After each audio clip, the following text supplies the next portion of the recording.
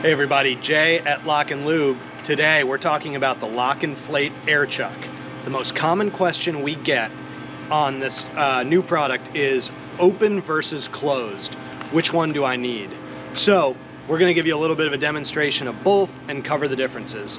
The bottom line is the open flow is always going to allow a little bit of air to leak out.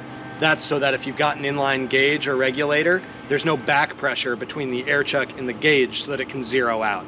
Now, if you're putting this directly on your airline, it's going to let some air leak out by design.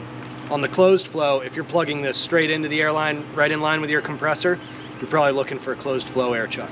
So let's get into it. We'll show you how both of these work. So we've got our airline connected into our compressor.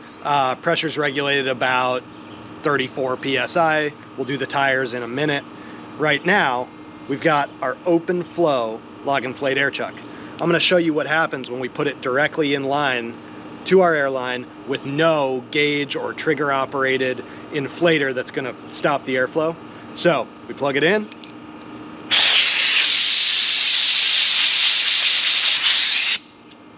Open flow, right? Allows the air to pass through. Now, by contrast, here's the closed flow. Put the closed flow in here. No leaks.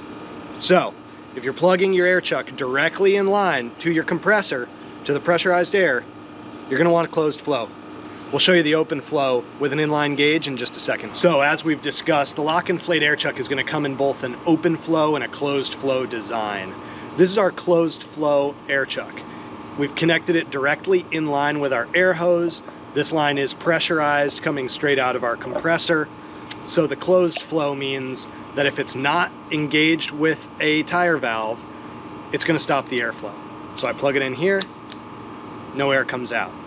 Now, if I want to use an open flow chuck, it's because I have an inline gauge or regulator that I'm working with. So here we've got our inflator deflator, and when I plug this in, we have our open flow chuck on the end. Now, if I plugged this directly into my airline, air would be coming out like that at all times.